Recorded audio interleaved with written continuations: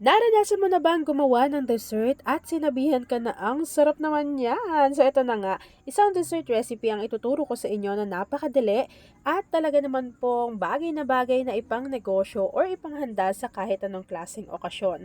Una, meron po tayo ditong chocolate bars. Inilagay ko lang po yan, tigti 3 piraso, dito sa ating 750 ml na microwavable tub. So kapag nailagay na po natin yung ating cake bars, ipa-flatten lang po natin ito ng maigi at isi-set aside natin to bago gagawin naman po natin yung ating napakadaling mixture.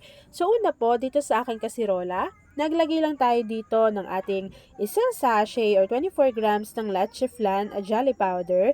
Lagi po natin gamit si Menu Magic. So kung gusto nyo yan, ilalagay ko yan dyan sa ating basket para mabilis lang po kayo makapag-purchase o makabili ng kanilang product.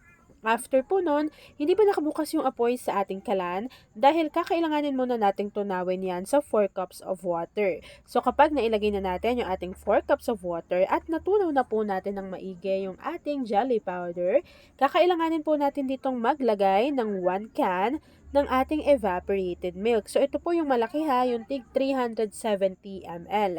After po nun, naglagay na rin ako dito ng 1 can or 380 grams ng condensed milk. Kapag nahalo na po natin ng maigi yung ating mga ingredients dito sa ating kasirola, pwede na po nating buksan yung ating apoy sa ating kalan over medium to low heat. So dapat po, ganun lang yung apoy natin para po hindi mabigla yung pagkaluto ng ating mixture.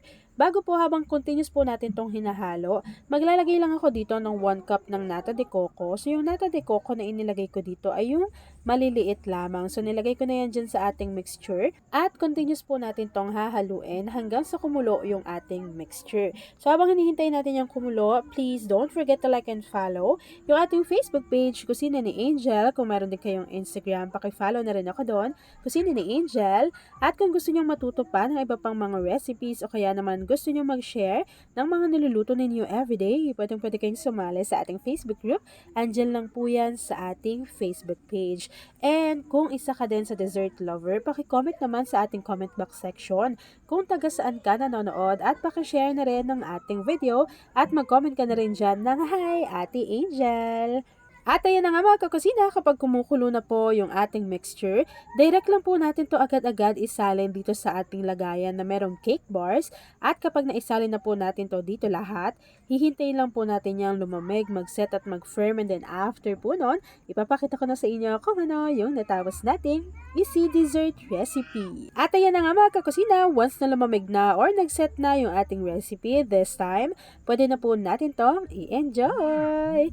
At ayan na mga kakusina, tapos na naman po ang ating easy dessert recipe na Choco Nata Jelly Flan.